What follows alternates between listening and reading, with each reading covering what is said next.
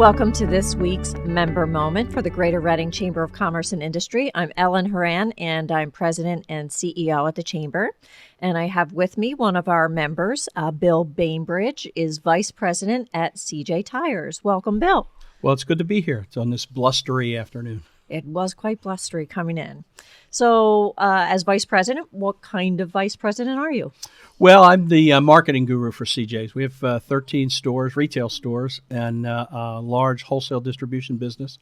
So we do both B2C and B2B business. Okay. And I'm the guy that's responsible for footsteps and phone calls. I like that terminology. See, you can tell he's got the lingo already. You are a marketing guru. Well, you know, CJ Tires, like so many of our chamber members, is a family-run business. Family-owned and operated for 43 years. Very cool. Started by Skip. Yeah, Paul Levengood Sr., otherwise known by most people as Skip, and his son Paul, the owners and run the business. Skip's actually still engaged when he's not in Florida. Paul really runs things mostly from a day-to-day business, along with myself and Mike Halk, our Vice President of Finance. Between the three of us, we try and run the company together. Right. Excellent. One of the things I noticed was Skip, like so many of our members, started the business and still kept a full-time jobs until he could get it up and running. Yeah, in Pottstown back in the day, when Firestone operated a plant, Skip actually worked there, and he was doing business through the company store as an employee, and said, we can do better than this. We can treat people a little bit better than that, and that's where the idea came from. And he started working out of an apartment and changing tires on his off shifts. And the family owned some property in Birdsboro, and where our headquarters is now on Ben Franklin Highway in Birdsboro. That's where everything started 43 years ago. Amazing. And tell us about the size of CJ Tires now.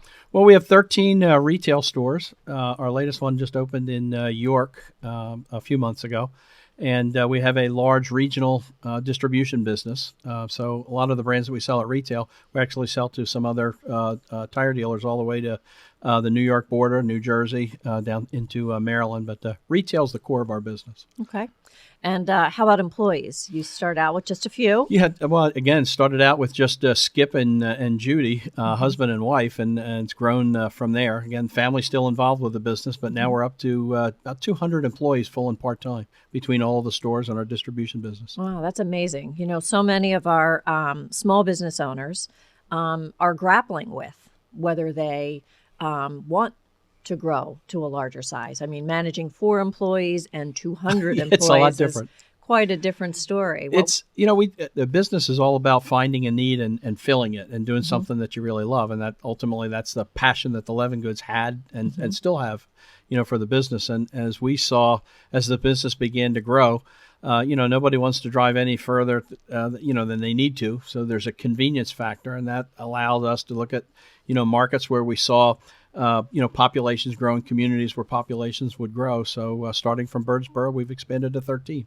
Wow. I guess that's why you needed so many stores. Yeah, exactly. To be convenient to where the customers were. As a retailer, the more stores that we have, the more points of distribution we have, the more important we become to our suppliers, primarily the tire manufacturers. And by having more stores, that increases our volume, so that increases our discounts. So it's our ability to both make profit, but it also gives us the ability to make sure that our pricing is sharp for our retail consumers, so that you don't pay any more than you need to for your tires. Right. Hey, since you're the marketing guy, why don't you talk to us about, tires are a commodity. How do you have a local operation, an independent operation like CJ Tires, like so many other of our chamber members that are independent operators? How do you compete with the big stores? Well, I think it's all about, for us, as looking at our retail business first, it's all about the customer experience. That's the biggest differentiator between us and our competitors, particularly those, the national retailers and the big box people that also sell tires. We think our customer experience is a little bit faster, a little bit better, and a little bit more affordable. So better, faster, more affordable, that's ultimately, kind of describes who we are. From the tire standpoint, most people buying tires is not something you do very often, and it's kind of like going to the dentist for a root canal. You're not sure exactly what you're getting into. You're going to spend a lot more money than you really want to. You're afraid it's going to hurt. But at the end of the day, you feel better about it. Well, really buying replacement tires is kind of the same thing. Most folks don't know a lot about tires, don't want to know a lot about tires. They're spending discretionary income that they'd rather spend on something else. So I think that's where, training our people is really, really important so that we can, when we talk to a customer, we really try and dig a little bit harder to find out what the needs are, and then see if we can come up with the best match. And the match, involves both the product itself, the price that you pay for it, and the service after the product is sold. Okay. So you've talked a bit about what impression you're trying to give. As the marketing person, how do you get that message out in this day and age?